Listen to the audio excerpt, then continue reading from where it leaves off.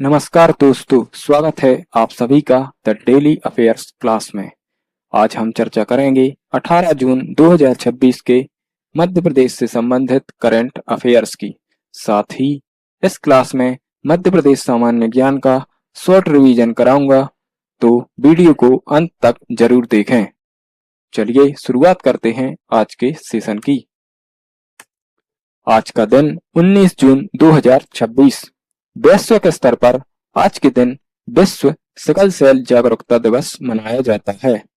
यह sickle cell एक बीमारी है जिसमें मानव रक्त में आरबीसी कण हंसिए के आकार के हो जाते हैं और यह एक गंभीर जेनेटिक बीमारी के रूप में प्रदर्शित होती है। यह दिवस सिकल सेल रोग के शीघ्र निदान और बेहतर उपचार के बारे में जागरूकता फैलाने के लिए मनाया जाता है। Next question. जून 2026 में राष्ट्रपति द्रौपदी मुर्मू जी 5 दिवसीय एमपी दौरे में आई हैं। तो इस दौरे का उद्देश्य क्या है? इसका सही आंसर है ऑप्शन बी, जनजाति कल्याण, शिक्षा, स्वास्थ्य और वन्यजीव संरक्षण। Next question. देश का पहला राज्य कौन है जिसने महाराणा प्रताप की जयंती के उपलक्ष्य में अवकाश रखा है? तो इसका सही आंसर है ऑप्शन ए, मध्य प्रदेश। हाल ही में महाराणा प्रताप की 486वीं जयंती मनाई गई है। इस उपलक्ष्य में भोपाल में एक महाराणा लोक बनाया जा रहा है। साथ ही मध्य प्रदेश सरकार ने 1 दिवसीय अवकाश की घोषणा की है। Next question. हाल ही में मध्य प्रदेश सरकार ने मानसून सत्र में किस बिल को पेश करने की घोषणा की है? तो इसका सही आंसर है बी, समान नागरिक संहिता। यूसीसी लागू करने वाला प्रथम राज्य उत्तराखंड है। समान नागरिक संहिता का वर्णन संविधान के आर्टिकल 44 के अंतर्गत आता है। Next question. जून 2026 में आई रिपोर्ट के अनुसार कौन सा प्रदेश परमाणु ऊर्जा हब के रूप में विकसित हो रहा है? तो इसका सही आंसर है ऑप्शन ए, मध्य प्रदेश। अब हमारा प्यारा मध्य प्रदेश परमाणु ऊर्जा हब के रूप में जाना जाएगा। भारत सरकार के शांति एक्ट के तहत परमाणु ऊर्जा क्षेत्र में निजी निवेश को अनुमति मिली है। साथ ही मध्य प्रदेश के अतिरिक्त मुख्य सचिव श्री नीरज जी ने एक कमेटी गठित की है और इस न्यूक्लियर कार्यक्रम को आगे बढ़ाने की पेशकश की है। Next question. जून 2026 में ब्रिक्स देशों के कृषि मंत्रियों का 2 दिवसीय शिखर सम्मेलन किस शहर में आयोजित किया गया है? तो इसका सही आंसर है ऑप्शन ए, इंदौर।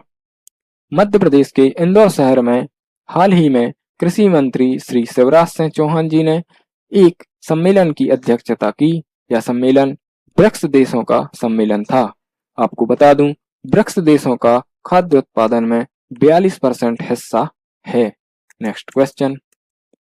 भारत और किस देश के बीच ग्रीन हाउस गैस उत्सर्जन कम करने और सतत विकास को बढ़ाने के लिए समझौता हुआ है? तो इसका सही आंसर है ऑप्शन ए, जापान।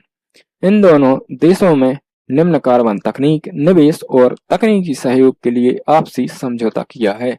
ये है मुख्यमंत्री योगी आदित्यनाथ जी, जो कि इस सम्मेलन में भाग लेने वाले प्रथम मुख्यमंत्री हैं।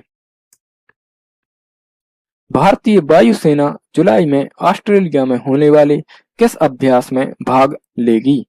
तो इसका सही आंसर है option D, exercise pitch black. यह अभ्यास 20 जुलाई से 7 अगस्त तक चलेगा, जिसमें भारत सहित 19 देश शामिल होंगे। Next question.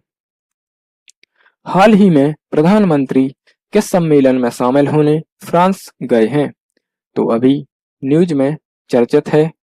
फ्रांस के एवियन शहर में G7 समिट आयोजित हो रही है, जिसमें प्रधानमंत्री मोदी जी, राष्ट्रपति ट्रंप और अन्य देशों के राष्ट्राध्यक्षों से मिल रहे हैं। Next question. अब मध्य प्रदेश सामान्य ज्ञान की बात करते हैं। मध्य प्रदेश के भौगोलिक स्वरूप को मुख्यतः 3 भागों में बांटा जाता है। ये भाग निम्न हैं। पहला मध्य उच्च प्रदेश, दूसरा सतपुड़ा पर्वतीय क्षेत्र और तीसरा पूर्वी पठार। इन सभी में सबसे विस्तृत भाग मध्य उच्च प्रदेश, जिसमें 82% विस्तार पाया जाता है। मध्य उच्च प्रदेश को भी 5 भागों में बांटा जाता है। पहला मालवा का पठार जो कि 28% पर विस्तृत है। दूसरा मध्य भारत का पठार जो कि लगभग 10% पर। तीसरा नर्मदा घाटी जो कि 26% पर। चौथा बुंदेलखंड पठार जो कि 7.7% पर। और पांचवा रीवा पन्ना पठार जो कि 10.3% पर विस्तृत है। यहाँ हमारा मालवा का पठार आ जाता है, यहाँ मध्य भारत पठार आ जाता है, यहाँ बुंदेलखंड पठार, यहाँ नर्मदा घाटी और यहाँ सतपुड़ा पठार। मध्य प्रदेश में 2 पर्वत पाए जाते हैं, एक है सतपुड़ा श्रेणी और दूसरी है विंध्याचल श्रेणी। विंध्याचल श्रेणी को 3 भागों में बांटा जाता है। पश्चिमी भाग को विंध्याचल, मध्य भाग को भांडेर और पूर्वी भाग को कैमूर कहा जाता है।